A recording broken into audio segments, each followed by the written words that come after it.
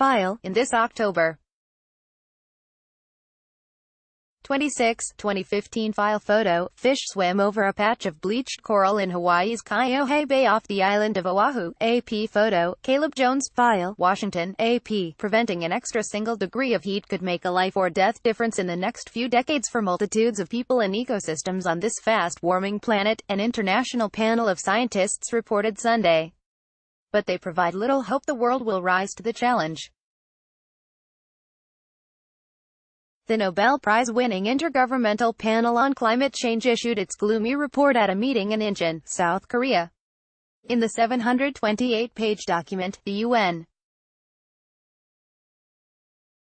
organization detailed how Earth's weather, health and ecosystems would be in better shape if the world's leaders could somehow limit future human-caused warming to just 0.9 degrees Fahrenheit, a half degree Celsius, from now, instead of the globally agreed-upon goal of 1.8 degrees Fahrenheit, 1 degree Celsius.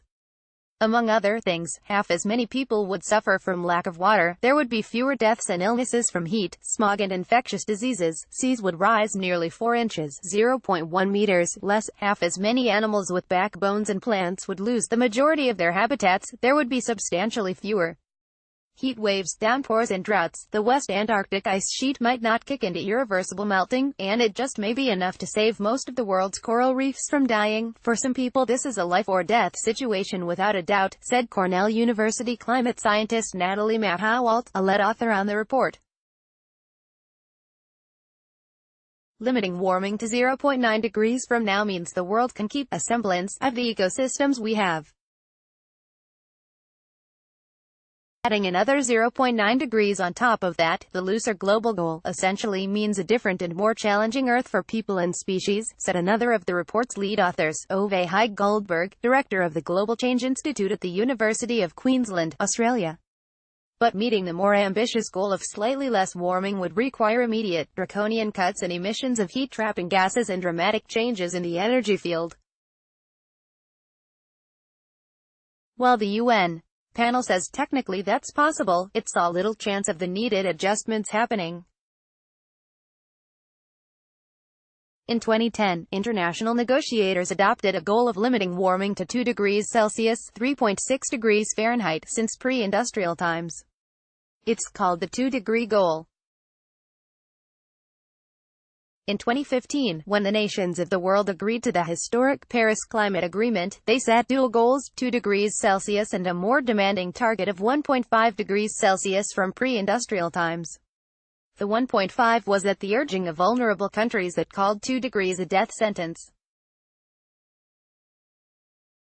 The world has already warmed 1 degree Celsius since pre-industrial times, so the talk is really about the difference of another half degree C or 0.9 degrees Fahrenheit from now. There is no definitive way to limit global temperature rise to 1.5 above pre-industrial levels, the UN requested report said. More than 90 scientists wrote the report, which is based on more than 6,000 peer reviews. Global warming is likely to reach 1.5 degrees Celsius between 2030 and 2052 if it continues to increase at the current rate, the report states. Deep in the report, scientists say less than 2% of 529 of their calculated possible future scenarios kept warming below the 1.5 goal without the temperature going above that, and somehow coming back down in the future. The pledges nations made in the Paris Agreement in 2015 are clearly insufficient to limit warming to 1.5 in any way, one of the study's lead authors, George Routledge of the Imperial College in London, said, "I just don't see the possibility of doing the 1.5, and even 2 degrees looks unlikely," said Appalachian State University environmental scientist Greg Marland, who isn't part of the UN panel, but has tracked global emissions for decades for the U.S. Energy Department. He likened the report to an academic exercise wondering what would happen if a frog had wings. Yet report authors said they remain optimistic. Limiting warming to the lower goal is not impossible but will require unprecedented changes, UN panel chief Ho Sung Lee said in a news conference in which scientists repeatedly declined to spell out just how feasible that goal is.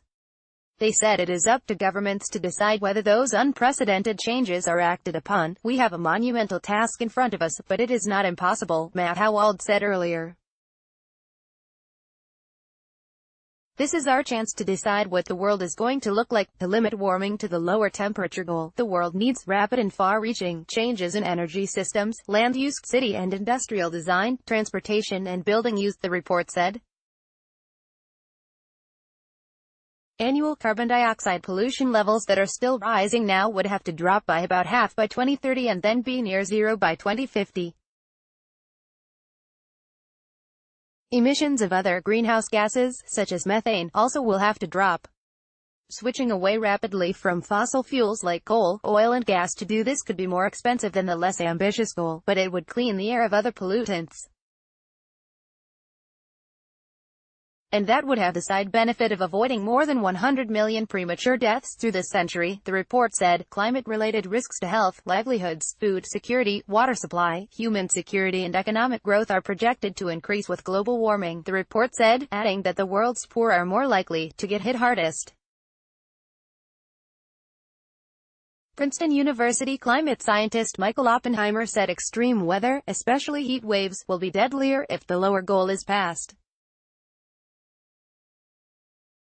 Meeting the tougher-to-reach goal could result in around 420 million fewer people being frequently exposed to extreme heat waves, and about 65 million fewer people being exposed to exceptional heat waves, the report said. The deadly heat waves that hit India and Pakistan in 2015 will become practically yearly events if the world reaches the hotter of the two goals, the report said. Coral and other ecosystems are also at risk. The report said warmer water coral reefs will largely disappear. The outcome will determine whether my grandchildren would get to see beautiful coral reefs, Princeton's Oppenheimer said. For scientists, there is a bit of wishful thinking that the report will spur governments and people to act quickly and strongly, one of the panel's leaders, German biologist Hans-Otto Portner, said. If action is not taken, it will take the planet into an unprecedented climate future, _____. Follow Seth Borenstein on Twitter, @BorenBears. His work can be found here, _____. The Associated Press Health. The AP is solely responsible for all content. What others are clicking on, greater than more stories.